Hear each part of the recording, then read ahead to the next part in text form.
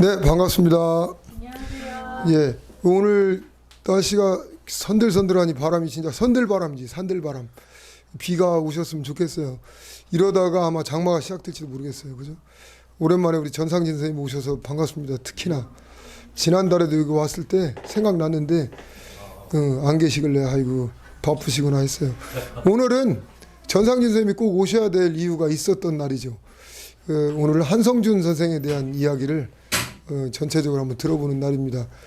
김석 박사님께서 오셨는데 김석 박사님께서는 일찍이 한성준에 대해서 연구를 많이 하셨어요.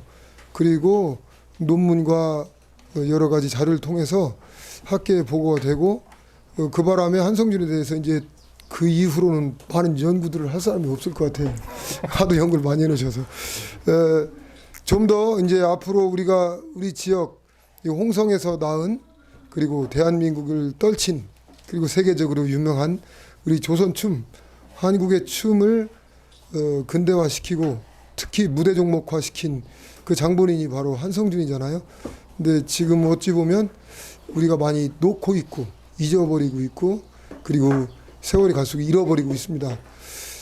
그 한성준 선생이 그저 홍성에서 태어났고 자랐다는 것이 중요한 게 아니라 조선의 춤, 우리 한국의 근대춤, 전통춤을 어떻게 잘 갈무리 해가지고 후손에 물려주고 또 근래에 보니까 뭐 블랙핑크 뭐 이런 친구도 있잖아요. 아이돌 하는 가수들. 이런 가수들 뿐만 아니라 대중 연예인들도 한국 춤 또는 한국 춤사위 이런 것들을 한복과 매칭해가지고 세계적인 브랜드, 유행물로 이렇게 만들려고 하는 그런 시도들을 하고 있더라고요. 굉장히 반갑습니다. 그 뿌리에는 가깝게는 한성준의 역할이 굉장히 컸다 이렇게 생각을 합니다. 우리가 지금 자그마하게 이 결성 향교에서 시작해서 앞으로 한성준의 위상을 되찾고 그리고 세계 속에서 한성준을 굉장히 다시 환기시킬 수 있는 그런 계기들을 많이 만들어갔으면 좋겠습니다. 오늘 특히 우리 김석 박사님께서 해주시는 말씀 잘 들어보시면서 1시간 3시 정도까지 이야기를 나눌 건데요. 중간에 이제 일정 정도 말씀 끝나시면 질의응답 시간을 가져서 어떻게 하면 좀 더 우리 한성준 선생을 빛내이고 우리 한성준이 가지고 있었던 춤과 음악과 공연 활동에 대한 것을 어떻게 더 창달시킬 것이냐 이런 거창한 주제로 소소한 이야기들을 더 나눠봤으면 좋겠습니다. 자, 우리 김석 박사님을 큰 박수로 맞이하겠습니다. 안녕하세요. 반갑습니다. 앉아서 해야겠죠? 소개받은 김유석입니다. 결성향교 제가 처음 사실 와봤습니다. 근데 이렇게 환대해 주시고 또 이렇게 강연까지 자리를 마련해 주셔서 감사합니다. 제가 뭐 몇 가지만 이렇게 좀 자료를 좀 만들어 봤습니다. 자료에 오늘 오시는 분들이 사실은 뭐 이렇게 전문가 분들은 안 계신다. 그리고 일반 분들이 있다 하셨는데 전문가 분들이 많이 계세요. 그것도 예, 아주 그 중고제, 특히 뭐 한성준 뭐 이런 주제에 대한 연구하시는 분들이 많이 계셔서 네, 쉽지만은 않은 자리지만 최대한 그냥 이런 분이 계신다라는 우리 이 고장에 이런 분이 계시다라는 것과 그분이 왜 중요한지 이런 얘기를 좀 같이 해볼까 합니다. 목차는 뭐 일단 이 동네분이라는 이 고장에서 태어나신 한성준 선생님이고요. 그리고 이 동네에서 그런 분이 나올 수밖에 없었던 배경 좀 설명하고 그리고 이제 근대 시대에 그분이 활동하신 거를 통해서 어떻게 보면 우리 공연예술사 전반에 대해서 얘기할 수 있는 뭐 이정표 같은 분이 되거든요. 그래서 그런 역할까지 같이 보도록 하겠습니다. 그리고 나아가서 이제 서울 경성이라는 일제시대의 그 경성이라는 곳에서 벌어진 일들 그리고 왜 다시 돌아와서 왜 그러면 한성준이 중요한가 이 얘기를 좀 해볼까 합니다. 홍성과 한성준이라는 제목이고요. 이 부분은 뭐 제가 말씀드리는 것보다 오히려 여기 계신 분들이 더 잘하실 것 같아요. 예, 결성 지역이고 바로 옆 동네에 이제 홍성 갈산면이 있죠. 예, 갈산면에서 태어나셨고 사망하신 곳도 덕산리로 나오는데 그 바로 뒤가 덕산리더라고요. 그러니까 뭐 행정구역상으로는 뭐 덕산이 될지언정 홍성 근처에서 나고 가셨다. 요 그냥 거의 한 평생을 서울에서 활동하신 기간을 빼면 홍성에 그 굉장히 애착이 있으셨다라고 볼 수 있습니다. 네, 곧 보시면 종목들이 있는데요. 어렸을 때부터 뭐 줄타기, 북, 장구, 피리, 대금, 해금, 양금, 춤 뭐 이런 등등등. 지금 어떻게 보면 공연 예술에서 민간의 음악이라고 할 수 있는 거의 모든 장르를 다루신 분이세요. 여기도 나오고 있군요. 그래서 네, 사진은 이렇게 보이실 수 있고요. 그 다음에 그 사진 바로 왼쪽에 보시면 태평무, 승무 뭐 이런 종목들입니다. 이분으로 인해서 탄생되고 지금 무대 작품으로 공연되는 그런 작품이 되겠습니다. 처음에 배웠을 때는 줄타기를 시작하셨다고 그래요. 줄타기는 다 아시죠? 이렇게 한 줄을 이렇게 외줄을 타고 가는 건데 그 줄타기만 갖고 되는 게 아니고요. 사실은 그 위에서 노래도 해야 되고요. 춤도 춰야 되고요. 그 다음에 재담이라고 해서 이야기도 해야 됩니다. 그러니까 우리가 줄만 타고 갈래도 이게 너무너무 떨리는 이런 건데 그 위에서 가진 재주를 다 부려야 되는 거기 때문에 이 한 종목만 갖고도 어떻게 보면 평생을 다 해도 모자른 그런 종목입니다. 그런데 그게 이제 일찍이 시작을 하실 때부터 줄타기를 했다는 거고요. 그리고 이제 북 장구인데 우리가 소위 뭐 저 사람 북치고 장구치고 다 해 하는 그 북치고 장구치고 그 이것저것 다 한다는 의미보다는요. 사실은 판소리나 어떤 기악곡 이런 데에서의 반주로서 하는 그 고수라고 하는 직업이 있습니다. 북고자에 손수자인데 이제 뭐 가수 뭐 이런 운전수 이런 것처럼 뭐뭐 하는 사람을 가리키는 그래서 고수가 북을 치는 사람인데요. 그 북은 그야말로 소리가 가는 길, 또 음악이 가는 길을 아는 상태에서 진짜 눈에다가 딱 찍어주는 그 맛이거든요. 그래서 그냥 똑같은 예를 들어 덩, 쿵, 딱, 쿵, 이걸 계속 반복하는 게 아니라 정말 소리를 듣고 코맛이지 하고 이렇게 찍어주는 그런 역할을 하는 게 고수거든요. 그래서 음악의 전체를 이해하는 사람이 아니면 할 수 없다. 요거를 이제 사실은 출발점입니다. 이분의. 그래서 한성준 하면 혹자는 무용 창작 또는 무용 안무가 내지는 춤꾼 이렇게 이제 춤의 시조 이렇게 민속 무용의 시조 이렇게들 말씀하시는데 그거보다도 먼저 시작한 게 장단인 거죠. 근데 우리 음악의 어떤 기본은 장단이 아주 제일 기본에 깔려 있습니다. 그래서 말을 하나 놓더라도 오늘 뭐라 그럴까요?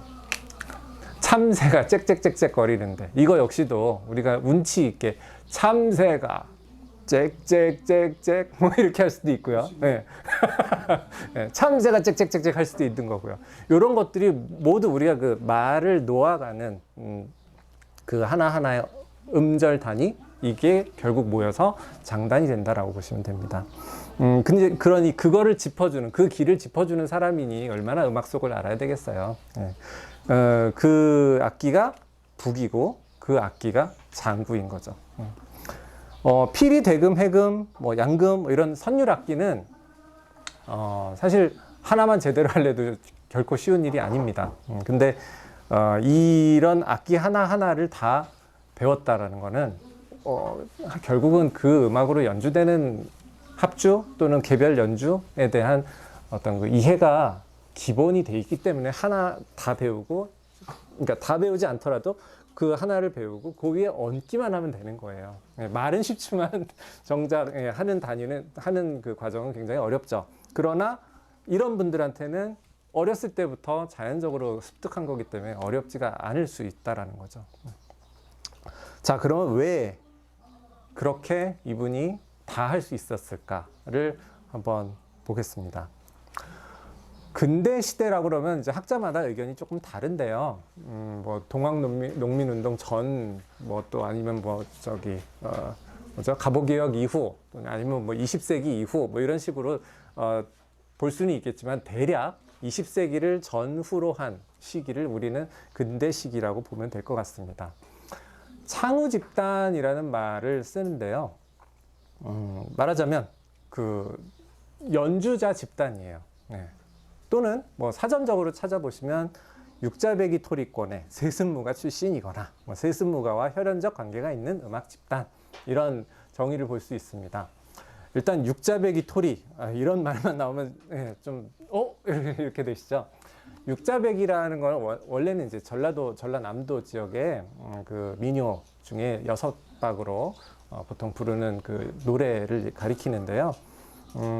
그러다 보니까 전라도의 어떤 그 민요의 대표적인 것이 됩니다. 그래서 전라도 민요의 특징적인 그 음악적인 포인트, 요소, 이런 걸 육자배기, 선율, 뭐 이런 식으로 얘기를 합니다. 그리고 토리라는 거는 우리 뭐 사투리 있잖아요. 말에 사투리처럼 음악적인 사투리라고 보시면 될 것 같아요.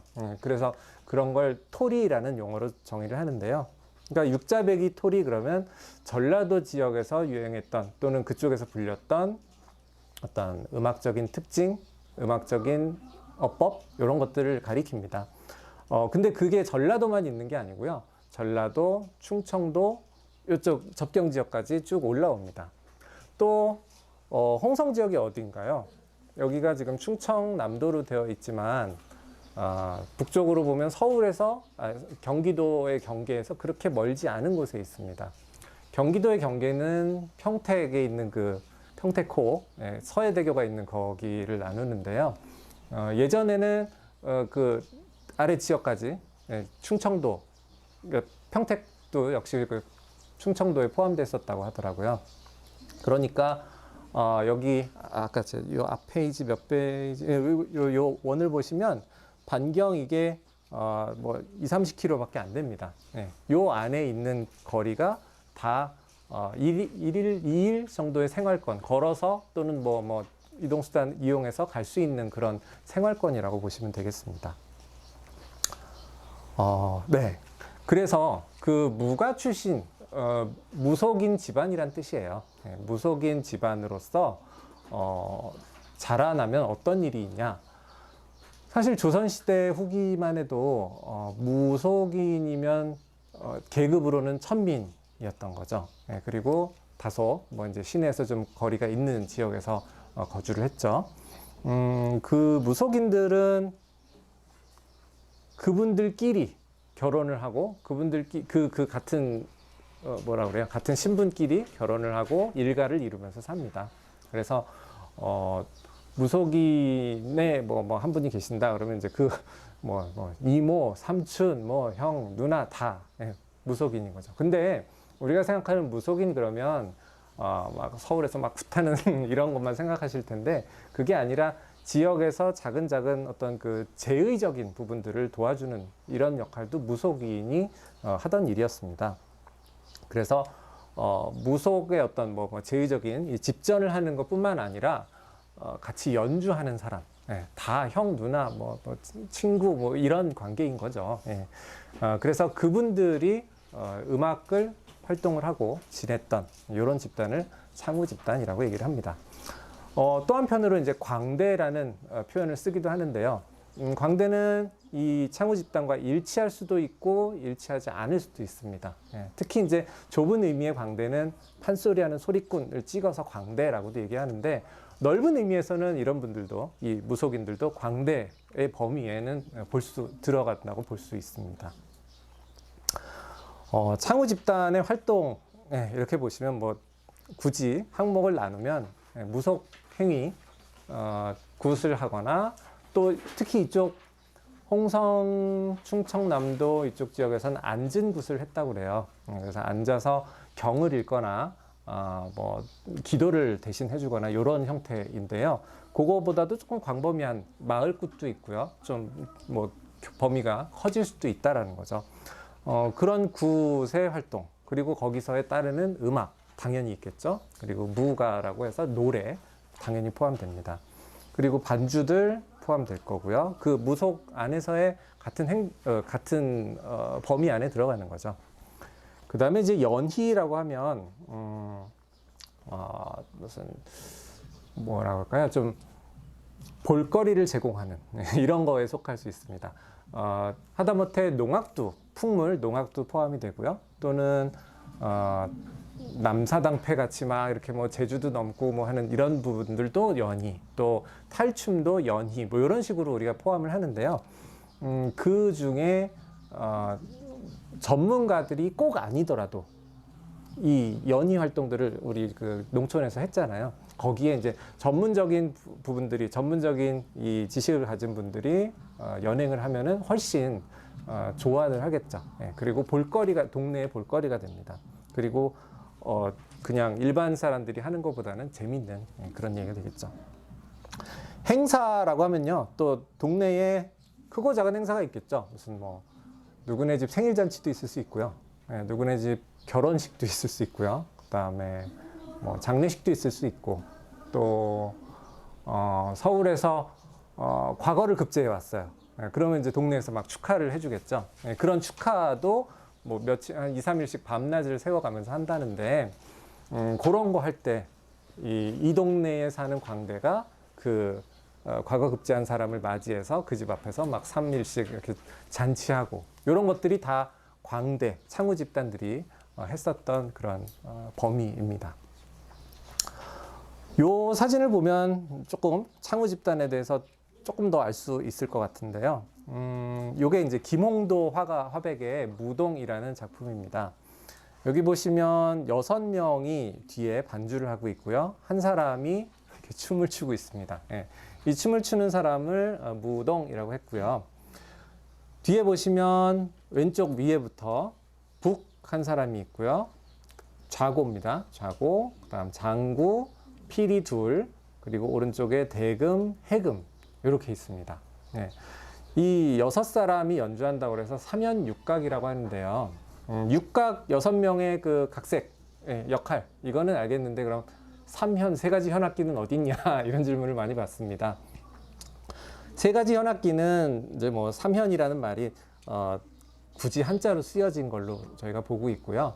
사면 친다, 세민 친다, 세면 친다, 뭐 같은 뜻이에요. 구어체로 전달하기 때문에 그냥 합주한다라는 뜻으로, 민간에서 합주한다라는 뜻으로 그렇게 학자들이 밝히고 있습니다. 그래서 6명이서 합주하는 음악, 편성, 그리고 동시에 음악의 제목도 삼연육각입니다. 그래서 경기도에서 연주하면 경기 삼연육각, 어디 저기 황해도 해주에서 연주하면 해주 삼연육각, 뭐 이런 식으로 우리가 이름을 붙이죠.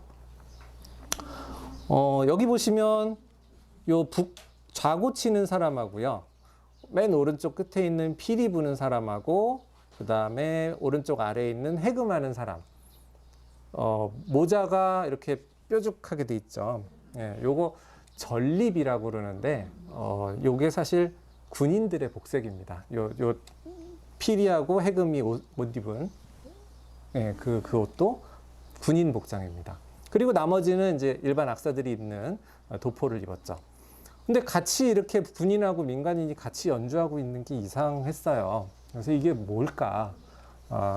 그래서 학자들이 많이 연구를 했는데요.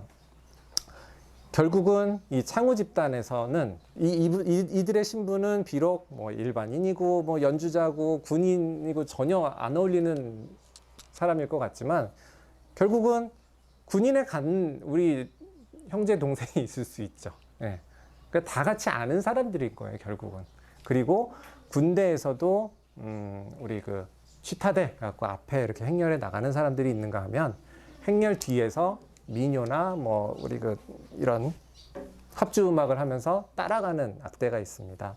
이런 악대를 세악수, 세악수라고 하는데, 그 세악수들이 같이 연주하는 모습으로 우리가 볼 수 있습니다. 그래서 같은 음악을 연주할 수 있는 거죠, 결국은. 세악수들의 연주 레파토리와 일반 그 민간의 악사들의 연주 레파토리가 같은 거죠. 그러면 지금 뭐 무동이 이렇게 춤추고 있는 모습을 봤을 때 우리가 대략 보면 국걸이나 타령이나 뭐 요런 정도 언저리의 삼연육각이라고 하는 그 음악을 연주했을 것으로 저는 소리가 들리는 것 같아요. 예. 그렇습니다. 무속 하면요, 보통 이제 무속학자들이 저기 그 러시아 꼭대기에 있는 러시아로 보면 중간이죠. 우리로 보면 굉장히 위에 있고요. 이 동아시아에서 굉장히 큰, 제일 큰 호수라고 그랬나? 그랬습니다. 그래서 바이칼 호수라는 게 있습니다. 그 호수의 중간에 보시면 조그만 섬이 하나 있는데요. 보이시나요? 안 뜨죠? 조그만 섬이 하나 있습니다. 예, 일혼섬이라는 곳인데 그 일혼섬에서 무당이 시원이 됐다라고들 얘기를 합니다. 그래서 서쪽으로 가고 남쪽으로 하고 동쪽으로 가고 더 동쪽으로는 뭐 알라스카까지도 갔다라고 해서 우리나라의 무당 그 시스템도 결국은 그쪽의 계통을 이었다라고 학자들이 얘기를 하고 있습니다. 그 무속 시스템하고 뭐 반드시 일치하느냐 안 되느냐 그 문제는 사실은 여기서의 논의거리가 아니고요. 그게 우리나라로 왔을 때, 우리나라에서 무속을 얘기할 때 이렇게 남과 북을 보통 나눕니다. 그리고 그 기준은 한강을 기준으로 합니다. 그래서 한강의 북쪽과 한강의 남쪽으로 무당을 보통 나누는데요. 이렇게 나눕니다. 네, 이거 이제 한강이 흐르는 걸 이렇게 봐서 제가 이렇게 각도가 지게 그려놨습니다. 그래서 한강 이북 지역을 강신무 지역, 그 다음 한강 이남 지역을 세습무 지역이라고 하는데요. 한자를 보시면 강신무예요. 네, 내릴 강자, 귀신 신자, 무당 무자입니다. 그러니까 우리 내림굿이라고 그러죠. 네, 내림굿을 받은 무당. 말 그대로입니다. 네, 내림굿을 받은 무당이 강신무이고요. 그 다음에 남쪽 지역은 대대로 이어서 하는 그런 무당. 그게 이제 세습무인 거죠. 우리 홍성 지역도 세습무 지역이고, 아까 말씀드렸다시피 그런 창우 집단들의 모임이 결국은 세습무 지역에서 벌어질 수 있는 상황인 거죠. 대대로 이어서 부모님이 무당이고 자식이 무당이고 뭐 친척, 형제, 동생 뭐 다 무당이 될 수 있는 그런 지역인 겁니다. 그래서 보시면 이렇게 황해도처럼 막 귀신이 내려서 뭐 믿고 안 믿고는 별개의 문제입니다. 네, 귀신이 내 몸에 내려서 무당의 몸에 내려서 막 얘기하면서 너 10월 달에 조심해 막 이렇게 얘기하는 그런 거는 이제 귀신의 말을 전달하는 역할의 강신무 계통이고요. 그다음에 세습무 계통은 그야말로 이제 우리가 뭐 상을 당했거나 아니면 무슨 조상 유교도 그렇지만 유교가 아니라 일반 사람들이 무슨 누구에게 제사를 지내고 싶거나 그러면 사실 잘 모르잖아요. 그런 절차를 대신 기원해주고 축원해주고 빌어주고 하는 그런 역할을 하는 직업적으로 하는 분들이 이제 무당이라고 볼 수 있습니다. 무당의 노래를 갖고요. 그걸 무가라고 얘기합니다. 무속 노래가. 그래서 무가라고 얘기를 하고요. 그 무가가 이렇게 권역이 나눠져 있습니다. 그래서 황해도 민요의 특징, 경기도 민요의 특징, 그 다음에 충청도, 남도, 그 다음에 동해안은 이제 동쪽은 태백산 동쪽, 태백산맥 동쪽으로 쭉 위부터 아래까지 이렇게 해서 무가의 권역을 나눕니다. 사실 민요와 민요의 권역과 그렇게 크게 다르지 않습니다. 그리고 지역마다 이렇게 무자르듯이 딱 잘라지는 게 아니고 좀 경계 지역이 있죠. 우리 요 홍성 지역이 사실 경계 지역에 속합니다. 그리고 동해안 같은 경우는 태백산맥이 가로막혀서요. 사실 동서와의 왕래가 그렇게 쉽지가 않잖아요. 그래서 오히려 바다를 끼고 위부터 아래까지 이렇게 전승되는 특징을 보입니다. 그런 이제 무속 집안이었다라는 걸 좀 말씀을 드리고 싶었습니다. 서울 중심의 무대 활동이라고 볼 수 있는데요. 서울에서는 또 재밌는 일이 일어납니다. 1900년이 되면요. 이제 1897년에 이미 우리는 대한제국이 들어서게 됩니다. 그래서 고종 황제가 우리가 이제 황제국임을 선언하고 종묘나 아니면 그 원구단에 가서 처음에 이제 제사를 지내거든요. 그러니까 원구단이라는 거는 천자가 된 거예요. 중국만이 천자였는데 이제는 우리가 천자라고 해서 하늘에다가 제사를 지내는 곳을 만들어 놓고 이제 제사를 가게 됩니다. 그리고 이제 외국 사신들이 왔다 갔다 하게 되고 이 사신들의 맞이하는 뭐 이런 절차들도 점점 이제 서구식으로 되어 가고 있습니다. 이제 1900년대 이후부터.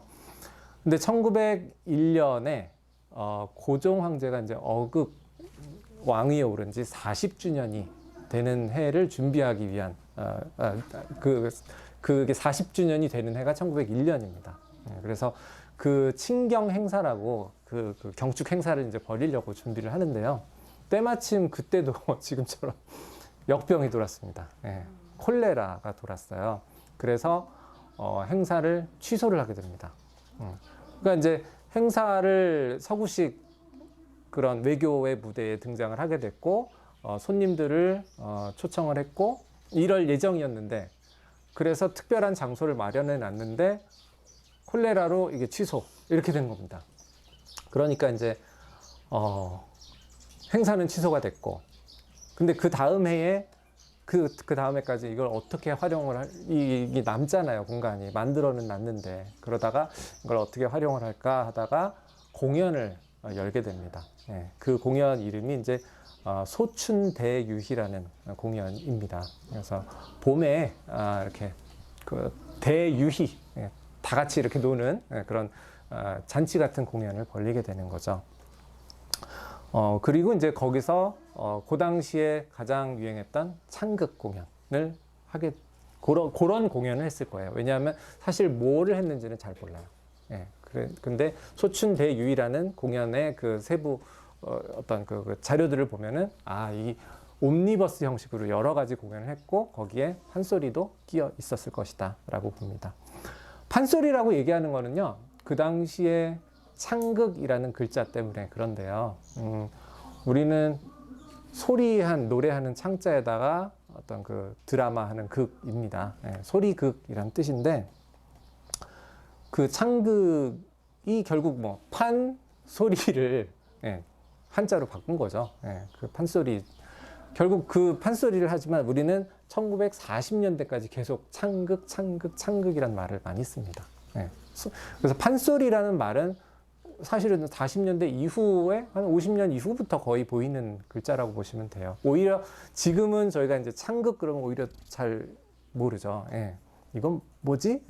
이렇게 되다가 뭐 판소리 같은 그런 극 이렇게 거꾸로 이해하게 되는데 40년대까지만 해도 창극이 판소리를 오히려 대신하는 그런 말로 쓰였습니다. 1907년이 되면요. 두 페이지. 네. 1907년이 되면 근데 요 극장이 굉장히 많이 늘어납니다. 그래서 사설극장, 사립극장들이 많이 서울에 생기게 됩니다. 요 모습이 이제 아까 말씀드린 처음에 생긴 그 공연장입니다. 어극 40주년을 못하고 생기게 된 공연장이고요. 그 공연장의 이름은 처음엔 이제 협률사로 시작을 합니다. 네. 잠깐만 보시면 협률사 오른쪽에 있는 그 국가 정부 조선 왕조의 정부 기관에 있는 그 사자를 쓰다가 이제 왼쪽에 있는 회사 사자를 쓰게 됩니다. 그러니까 흥행사라고 하는데요. 결국은 기획사처럼 공연장이라는 곳은 기획사의 업무와 똑같아요. 사실은. 예. 단 하나 기획사와 공연장의 기획 파트의 다른 점은 내 공연장에서 하느냐 이걸 갖고 큰 극장에 가서 하느냐의 차이인 거거든요. 그래서 기획을 하고 연주자들을 섭외해서 공연을 벌리는 이런 회사로 발전을 하게 됩니다. 이게 그 모양이고요. 그리고 훗날 원각사라고 이름이 바뀌게 돼서 일단 이름은 바뀌지만 공간은 사진에 이렇게 볼 수 있습니다. 1907년이 되면요, 이제 사설극장이 많이 생기는데 이름들이 이제 뭐 장안사, 연흥사, 광무대 뭐 이런 이름들이에요. 그러면서 전속 계약을 합니다. 이때 공연 역시도 창극입니다. 예, 그러니까 즉 판소리요. 그리고 그때 창극이란 분창이라는 개념을 좀 알아주시면 좋을 것 같아요. 말이 좀 어렵죠. 분창. 나눌 분자예요. 예. 그러니까 예를 들어 제가 이몽룡이고 춘향이가 있으면 원래 판소리라는 장르가 혼자 뭐 춘향가 뭐 한 대여섯 시간 하거든요. 대여섯 시간을 노래를 부르지만 요 분창을 하게 되면 이몽룡 역할, 춘향이 역할이 따로 있는 거죠. 그래서 뭐 예 춘향아, 예 서방님 이렇게 예, 대화들이 혼자 하는 게 아니라 배우가 있으니까 훨씬 이해하기가 좋죠. 그래서 극화된 극으로 볼 수 있는 그런 면이 오히려 장점입니다. 그러다 보니까 이제 굉장히 여러 극장에서 판소리를 하게 됐고 창극을 하게 됐고 그 당시 용어로 그리고 이제 전속 계약을 하게 됩니다. 그래서 계속해서 연주하는 주기적으로 정기적으로 연주하는 사람이 생긴 거죠. 근데 창극이라는 그 형식을 보시면 이렇게 노래만 판소리 혼자 노래만 하는 게 아니라 기악 반주가 따르게 되는 거죠. 네, 그러니까 기악 반주 하는 사람도 필요한 겁니다. 그래서 신문에 이제 공고가 나요. 우리가 이러이러한 극장을 만들게 됐으니 저기 연주하는 사람, 그다음 소리하는 사람 와서 우리 전속 계약합시다 이런 겁니다. 그래서 전속 계약들이 이루어지는데요. 그러다 보니까 전국에서 유명한 사람 또는 연주 실력이 좋은 사람들은 서울로 몰리게 되는 결과가 되는 겁니다. 예. 그로 인해서 서울에서 이제 중앙무대라고 하는데요, 보통 그 중앙무대에서 활동하는 사람들은 이미 이제 뭐 전국에서 이름난 사람들인 거고요. 그 다음에 그들끼리 조합도 만들어서 서울에서 활동을 하고요. 그 다음에 이게 전속 계약이 되다 보니까 월급을 받잖아요. 그러면 서울의 주거가 되고 주거를 하다 보면 정착이 되는 거예요. 예. 그러면서 서울 생활이 이제 시작이 됩니다. 서울이라는 곳이 단지 근데 연주자들의 정착만이 의미가 있느냐? 아니죠. 이제 서울에서 그 시대에 벌어지는 같이 벌어지는 일들이 이제 생겨납니다. 네, 창극 용어가 다시 나오네요. 창극은 네, 배역별로 분창하고 네, 그런 얘기고. 그래서 이제 연애 활동의 중심인 경성이라는 제목이 그 다음 챕터입니다. 조금 숨가쁘신가요? 네. 조금 제가 이렇게 한 3, 40분 이렇게 하고 또 잠깐 쉬었다가 또 그렇게 하는 걸로 네, 설명을 들어서 잠깐 쉬었다 하면 어떨까 하는데 한참 재밌으려고 그럴 때 2부를 딱 해야 광고가 되죠. 네, 잠시 광고 보고 오시겠습니다.